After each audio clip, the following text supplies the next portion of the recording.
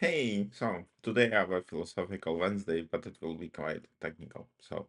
Every week we have new paper. Every week we have new approach to RAG.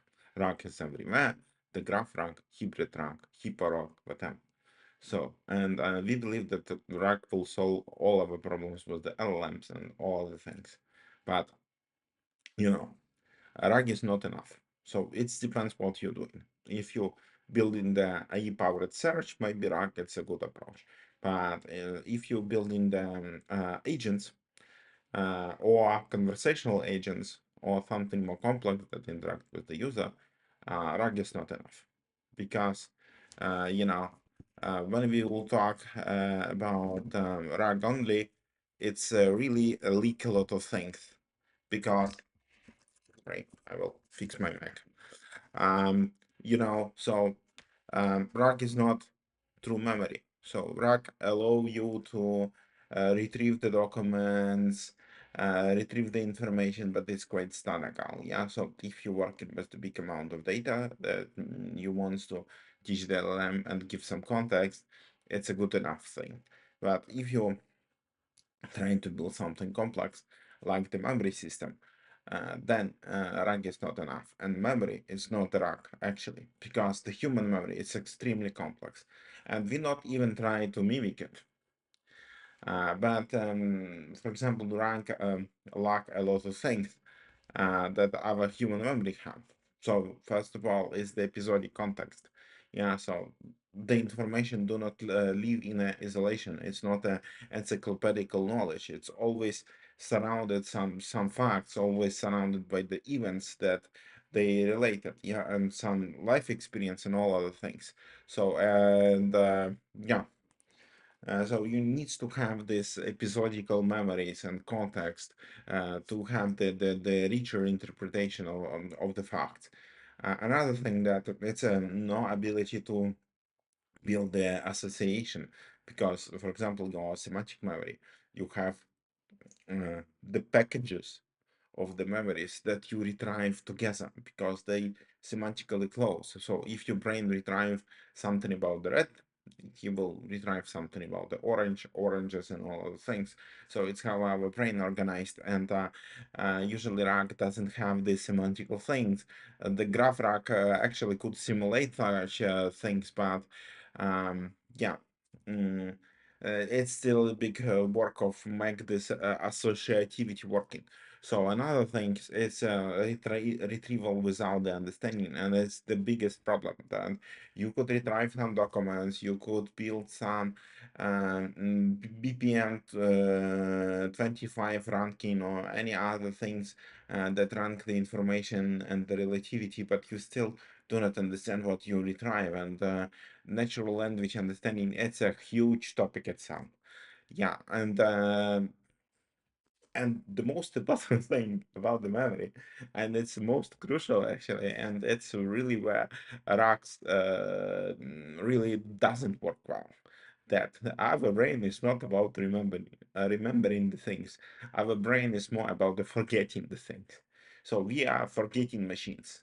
And if some point our mechanism of forgetting information will get broken, we will have a lot of big problems, and we will struggle with some mental health diseases like the PTSR and all the things.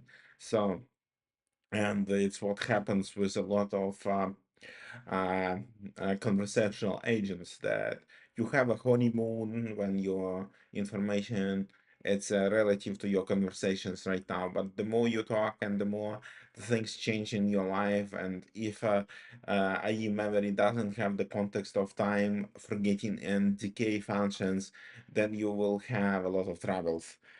Imagine that you have the friend that never forget the things, and yeah, to build a relation with him it will be quite complex. And yeah, so once again, why the raga is not enough, and what to make the memory, its ability to forget, its ability to build the associations, its ability to build the episodic memories and episodic context, And yeah, so and the rack itself, every rack right now that we have a lot of constraints. The window constraint for sure, the retrieval quality bottlenecks, and be quite bounded to the static information representation that are not good enough. And the biggest problem, the track doesn't have the function of the self-reflection, yeah, and self-improvement. Yeah, so that's why we need the memory systems.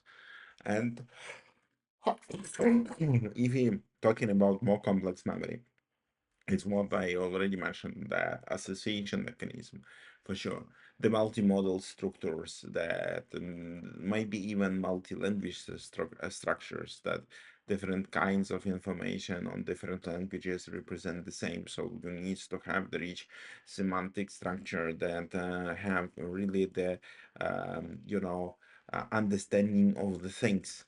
And yes, and it's a big topic. And then, if you will read something about the neuroscience, and you will see that um, our recall, it's active construction. So we extract a lot of memories and we construct them on the fly. For example, our hippocampus responsible for the timeline and time reconstructions and all other things. And then this active construction process allow us to model the future, to think about the future and all other things. But it also create the problems because sometimes we damage the memory, so we have the false memories.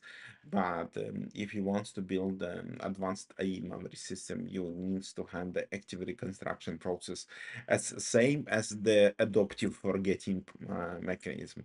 Without the forgetting, memory simply doesn't work.